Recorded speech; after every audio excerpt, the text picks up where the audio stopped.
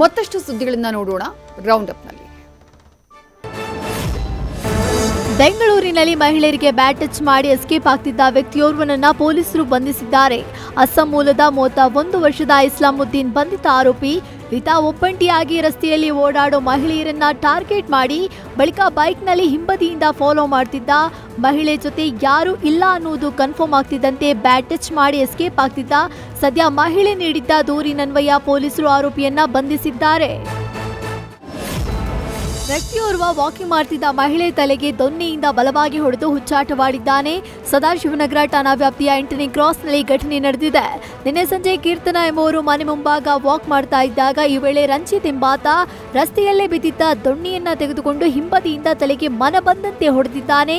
ಮಹಿಳೆಯ ಚೀರಾಟ ಕೇಳಿ ಬಂದ ಸ್ಥಳೀಯರು ವ್ಯಕ್ತಿಗೆ ಧರ್ಮದೇಟು ನೀಡಿ ಸದಾಶಿವನಗರ ಪೊಲೀಸರಿಗೆ ಒಪ್ಪಿಸಿದ್ದಾರೆ. ಸದ್ಯ ಖಾಸಗಿ ಆಸ್ಪತ್ರೆಯಲ್ಲಿ ಮಹಿಳೆಗೆ ಚಿಕಿತ್ಸೆ ನೀಡಲಾಗ್ತಿದೆ.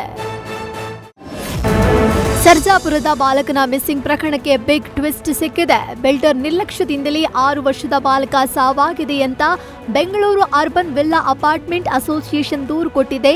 ವಿಲ್ಲಾದ ಹಿಂದಿನ ಗೇಟ್ ಕಟ್ಟಾಗಿ ಕೆಳಕ್ಕೆ ಬಿದ್ದು ಹಲವು ತಿಂಗಳಾಗಿದೆ. ಈ ಬಗ್ಗೆ ಸಾಲು ಸಾಲು ಮನವಿ ಮಾಡಿದ್ರೂ ಬಿಲ್ಡರ್ ನಿರ್ಲಕ್ಷ್ಯ ವಹಿಸಿದ್ದಾರೆ. ಹೀಗಾಗಿ ಸೈಕಲ್ನಿಂದ ಜಾರಿ ಬಾಲಕ ಕೆರೆಗೆ ಬಿದ್ದಿದ್ದಾನೆ ಅಂತ ಸರ್ಜಾಪುರ ಸರ್ಕಲ್ ಇನ್ಸ್ಪೆಕ್ಟರ್ಗೆ ದೂರು ನೀಡಿದ್ದಾರೆ. ಟಿಕೆಟ್ ವಿಚಾರಕ್ಕೆ ಬಿಎಂಟಿಸಿ ಕಂಡಕ್ಟರ್ ಪ್ರಯಾಣಿಕನ ಮೇಲೆ ಹಲ್ಲೆ ನಡೆಸಿರುವ ಘಟನೆ ಬೆಳಕಿಗೆ ಬಂದಿದೆ. ಜನವರಿ 27ರಂದು ರಾತ್ರಿ 8 ಗಂಟೆಯ ವೇಳೆಗೆ KA01F492 ನಂಬರ್ನ ಬಸ್ನಲ್ಲಿ ಈ ಘಟನೆ ನಡೆದಿದೆ. ಪ್ರಯಾಣಿಕ ಅನಿಲ್ ಎಂಬಾತ ಗೊಟ್ಟಿಗೆರೆಯಿಂದ ಡೈರೆ ಸರ್ಕಲ್ಗೆ ಪ್ರಯಾಣಿಸುತ್ತಿದ್ದಾಗ ಟಿಕೆಟ್ ವಿಚಾರಕ್ಕೆ ಮಾತಿಗೆ ಮಾತು ಬೆಳೆದು ಕಿರಿಕಾಗಿದೆ.